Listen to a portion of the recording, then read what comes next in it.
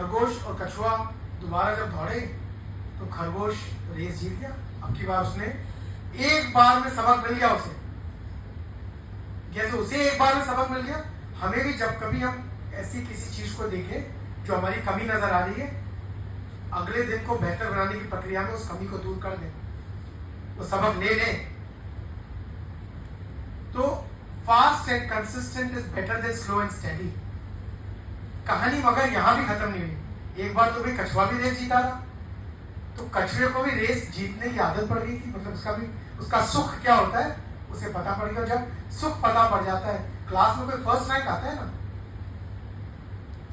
साधारण जो बच्चा शुरू में माना जाता था अचानक क्लास में फर्स्ट आ गया, उसका देखिए उसका परफॉर्मेंस इंप्रूव कर जाता है, क्योंकि उस फर्स्ट को मेंटेन करने के लिए वो घर जाके रोज मेहनत करता है।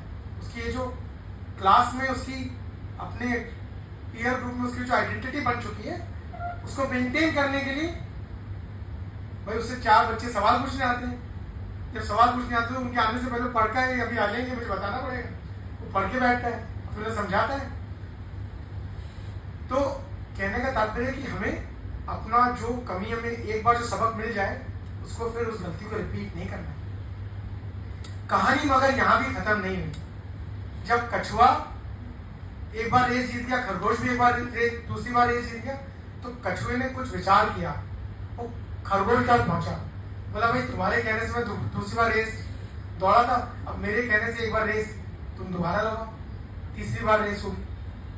खरगोश ने कहा ठीक है तीसरी बार लगा लेंगे। तो कछुए ने बोला अच्छा रास्ता वो होगा जो मैं बताऊंगा। तो कछुआ बोला, खरगोश बोला ठीक है।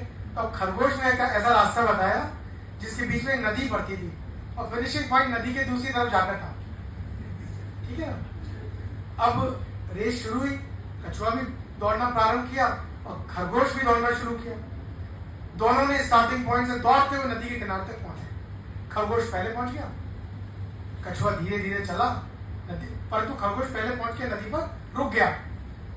कछुआ धीरे धीरे धीरे आया, नदी के किनारे पहुंचा, पानी में उतरा, धीरे धीरे तैरता हुआ दूसरी तरफ गया, फिर पानी से बाहर निकला, धीरे धीरे चलता हुआ फिनिशिंग पॉइंट पर पहुंच गया। इसका मतलब क्या है? हर आदमी की अपनी अपनी कॉम्पिटेंस है।